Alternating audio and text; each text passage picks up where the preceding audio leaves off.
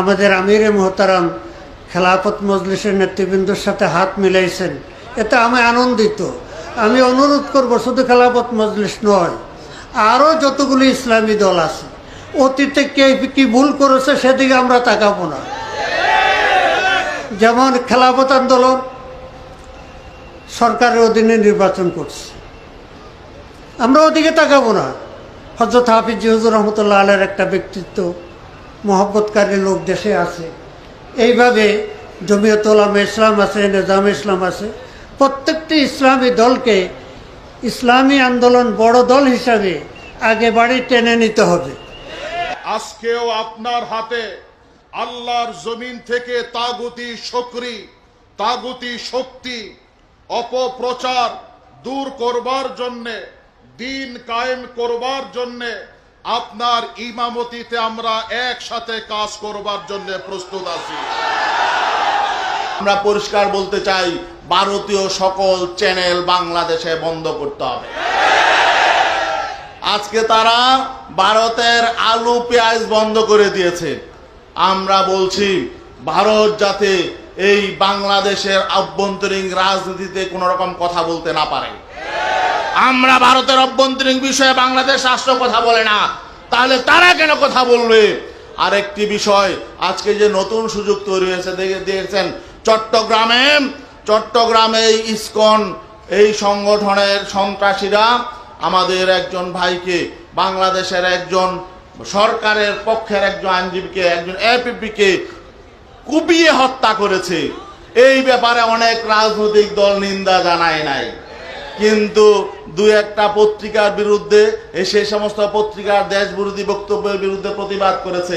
এজন্য অনেকের মায়া কান্না। আমরা একটা নতুন বাংলাদেশ পেয়েছি। এই বাংলাদেশকে কাদামাটির মতো আমরা নতুনভাবে যেমন খুশি তেমনি ভাবে গড়ে তুলতে চাই, যেখানে জুলুম, দুঃশাসন, ভোট ডাকাতি, জালিয়াতি, মানুষের উপরে হামলা মামলা, রাজনৈতিক কারণে হয়রানি থাকবে না।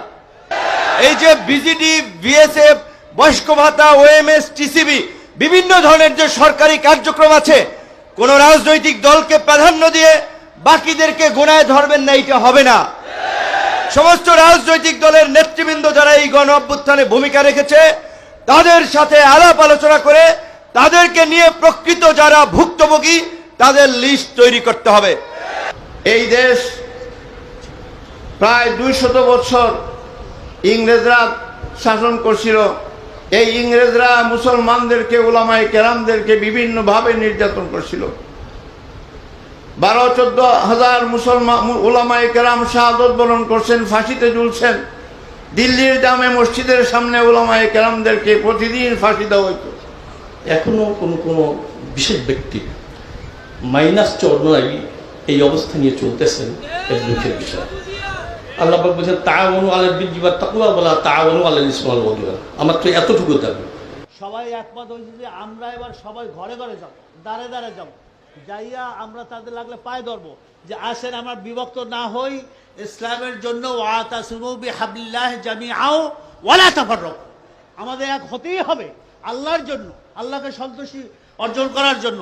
এই জন্য আমাদের কাজ চলছে এবং আমাদের অনেক দলের সাথে, ইসলামী মেজরিটি দলের সাথে হয়ে গেছে, বৈঠক হইতেছে, সবাই আগ্রহ প্রকাশ করছে। এবং আপনারাও দোয়া করেন যে এবার এই সুযোগ আর কিন্তু আসবে না, এই অন্তর্বর্তীকালীন সুযোগ আর পাওয়া যাবে না। তা সেহেতু বিএনপি পাগল হয়ে গেছে, কীভাবে ক্ষমতা দেবে, নির্বাচন দাও, মানে লুট তরা যে এক স্বৈরাচার যাই আর এক স্বৈরাচারের আমরা আনি। আমাদের সুন্দর দেশটাকে অস্থিতিশীল করার জন্য বিভিন্ন ধরনের ষড়যন্ত্র চলছে। তা আমি সকল ক্ষুধার্ত আহ্বান জানাবো, বিএনপি সহ অন্য যারাই আছেন, আমরা জাতীয়ভাবে যদি ঐক্যে না থাকি, আল্লাহ মাফ করুক, আমাদের দেশের মধ্যে ষড়যন্ত্রকারীরা কোনো ধরনের ষড়যন্ত্র বাস্তবায়ন করার সুযোগ না পায়, এই বিষয়টা কিন্তু লক্ষ্য রাখতে হবে। যদি এখানে আপনারা শুধু ক্ষমতা এবং স্বার্থের জন্যেই যদি আপনারা বারবার কথা বলেন, সেভাবে আচরণ করেন, এটা কিন্তু বাংলাদেশের জনগণ মেনে নেবে না। এক পর্যায়ে এই বাংলাদেশের মানুষ কিন্তু আপনারা দেখেছেন, তারা কিন্তু জীবন দেওয়ার ব্যাপারে একটু মোটামুটি একটু তারা কিন্তু ভয় পায় না। এটা প্রশাসন সহ বিভিন্ন সময় আমার সামনে বলছে যে মানুষের জান যে এত সস্তা, এটা দেখলাম ওই সময়।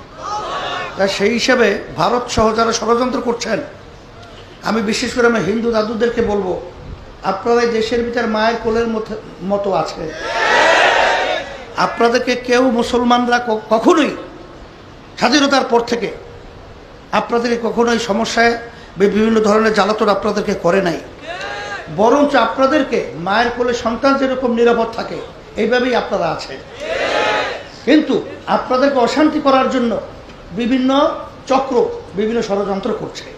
সেই হিসাবে সবাইকে সতর্ক থাকার জন্যে এবং আমরা যেন ইসলামের পক্ষে আমরা সবাই একত্রিত হয়ে ইসলামকে রাষ্ট্রীয় ক্ষমতায় নিতে পারি, এই তৌফিক আল্লাহ আমাদেরকে দান করুক।